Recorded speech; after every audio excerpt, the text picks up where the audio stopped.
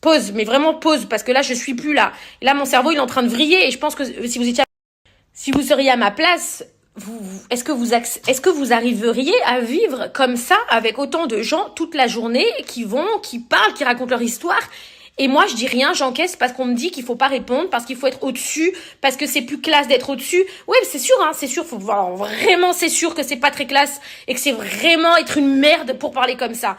Mais à un moment donné, je suis un être humain, j'ai aussi une famille, j'ai aussi une dignité qu'on m'a enlevée depuis 2 ans, d'accord, à travers des sextapes, des machins, des histoires d'argent, des histoires de trucs, et la religion, et Israël, et trucs, on m'a tout mis, hein, c'est-à-dire qu'on m'a tout fait, d'accord, et ce que je vous dis, c'est factuel, hein, vous pouvez aller chercher sur les réseaux sociaux, on m'a tout fait, donc, on m'a tout mis, c'est bizarre, parce que je suis une des seules, alors les autres qui parlent, ils sont tous à l'étranger, ceux qui parlent là, qui parlent sale, les trois quarts, mais moi, je suis en France, ça veut dire que moi, je suis soumis aux lois françaises, que moi, si demain j'ai une convocation à la justice, je suis là, j'y vais. Vous voyez ce que je veux dire? Mais bon, passons ça. Mais les gars, c'est à un moment donné, bah, je n'arrive plus à supporter tout ça et j'ai envie de parler. Donc je vais parler et je vais dire des choses moi aussi parce que au bout de 2 ans, je suis fatiguée et que de toute façon, j'ai plus rien à perdre maintenant.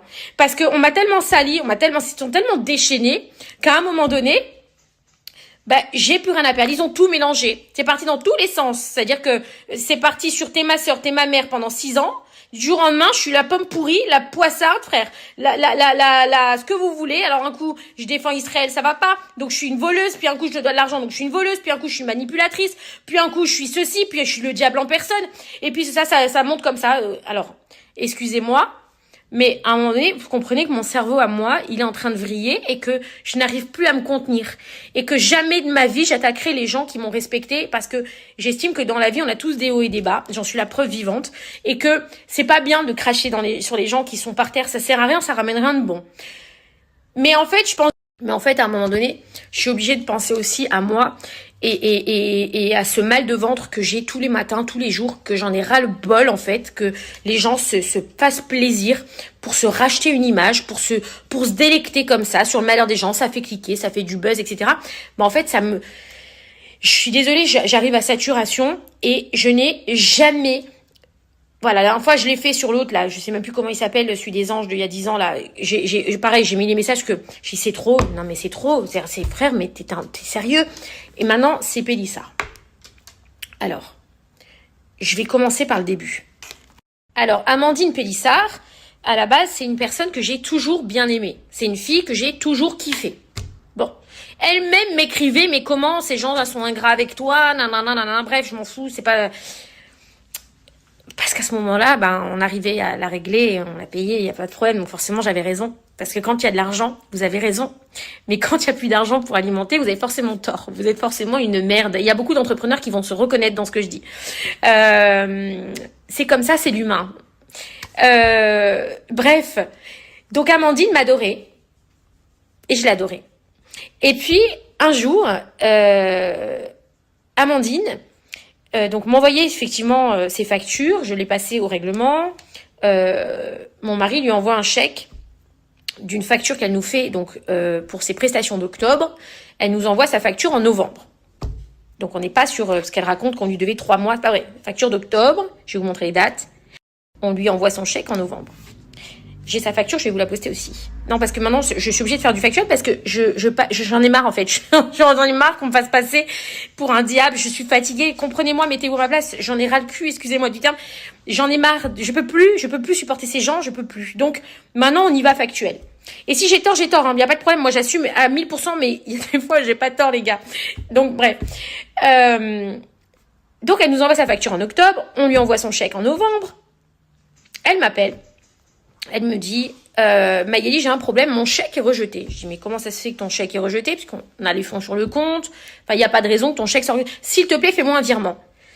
Alors, je lui dis, non, je peux pas. Attends, je vais voir avec Steph, tout ça. Donc, je vais voir mon mari. Je lui dis, écoute, Amandine, elle a son chèque. Elle me dit, mais non, impossible. Il me montre le solde du compte, qu'il y avait l'argent sur le compte, qu'il n'y a pas de raison que son chèque soit rejeté. J'écoute Amandine, moi, mon mari veut pas te faire de virement, puisque, il comprend pas pourquoi le chèque est rejeté. Donc, attends, il va appeler la banque. Ce qui est normal.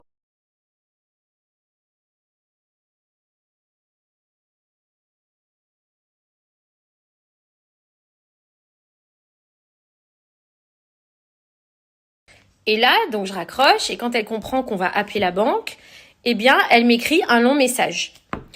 Un long message où, en fait, elle m'avoue que le chèque n'a pas été rejeté pour absence de provision. Il a été rejeté parce qu'elle l'a trafiqué, elle l'a falsifié. Elle a mis un 1 devant. Donc, cette femme a voulu nous voler 10 000 euros, c'est-à-dire qu'elle a transformé ce chèque en 15 000 euros.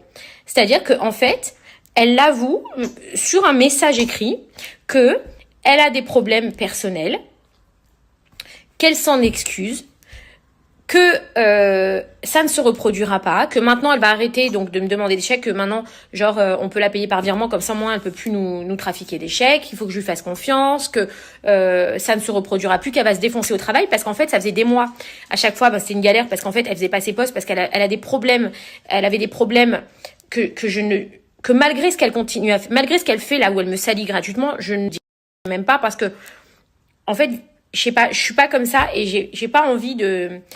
Mais elle le sait. Donc, elle avait des problèmes personnels qui faisaient qu'elle ne pouvait pas être à 100% attentive au boulot et faire les choses correctement. Donc, on n'arrivait pas à respecter les délais, les marques, les machins, etc. Bon, c'était tout le temps une galère. Et donc, elle s'excuse et elle me dit « Je suis désolée, je vais vraiment faire ce qu'il faut pour être au top et tout. » Je vous poste le message.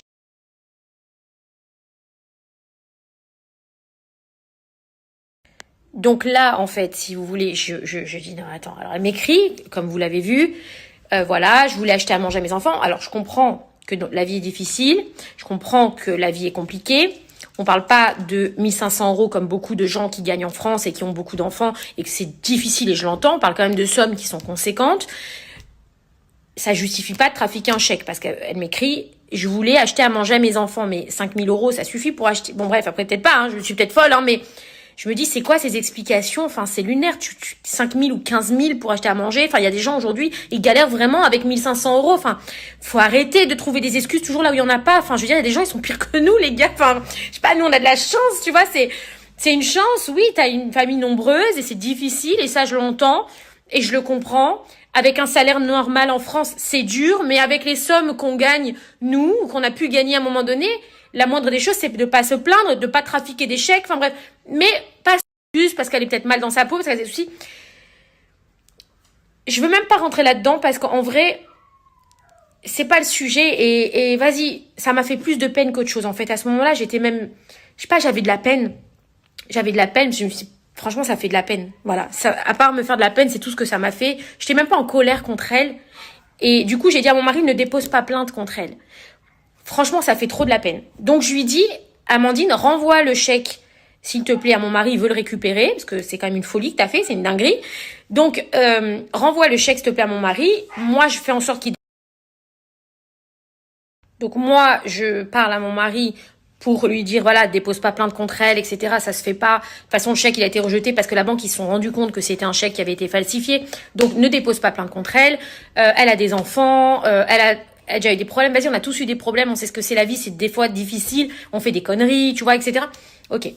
Stéphane, il me dit, ok, vas-y, mais juste, je veux récupérer le chèque. Elle me dit, envoie-moi un virement des 5 000 euros. Et après, je te renvoie le chèque. Mon mari me dit, écoute, faut pas abuser. T'as vu, je laisse pas un chèque dans la nature comme ça. Donc, tu lui dis qu'elle me renvoie le chèque. Et on lui refera un virement. Ok, on dépose pas plainte. Pas de souci. Ok. Et donc, je lui dis, renvoie-moi le chèque. Elle me dit, ok, dès que je le reçois, je te le renvoie. Une semaine après, Steph, il m'appelle. Il me dit, Mag, tu te fous de ma gueule? Je lui dis quoi? Il me dit, tu me dis qu'elle s'est engagée, qu'elle va te rendre ton chèque. Elle vient de le redéposer à la banque. Il vient d'être débité 15 000 euros, parce qu'on ne sait pas pourquoi, la deuxième fois.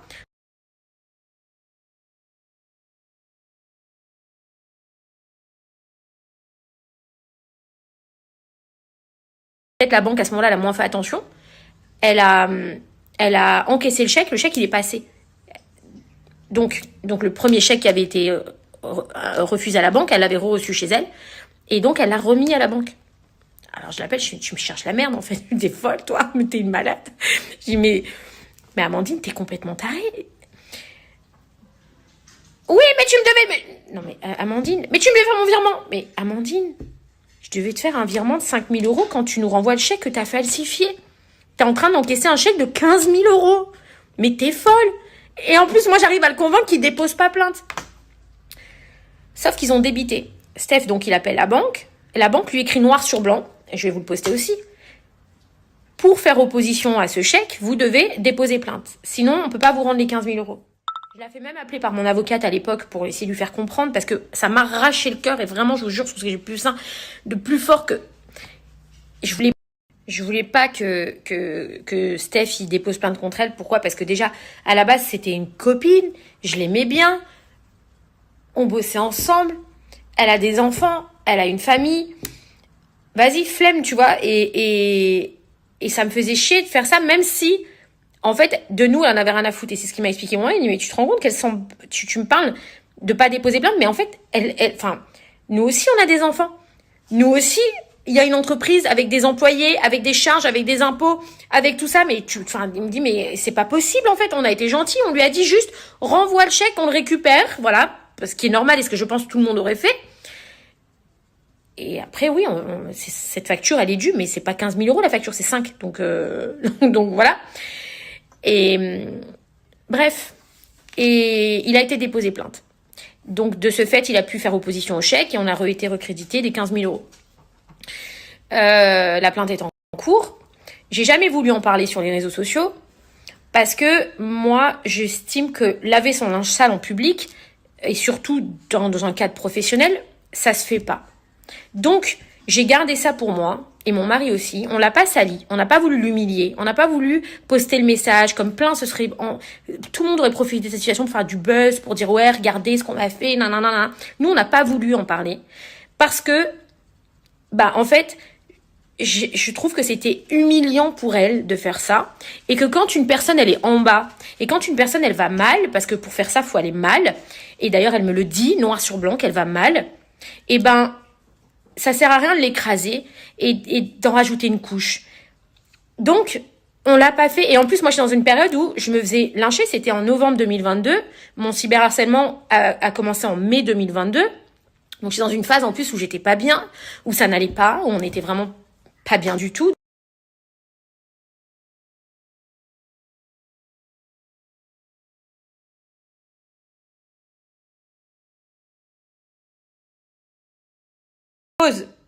Pause, mais vraiment pause, parce que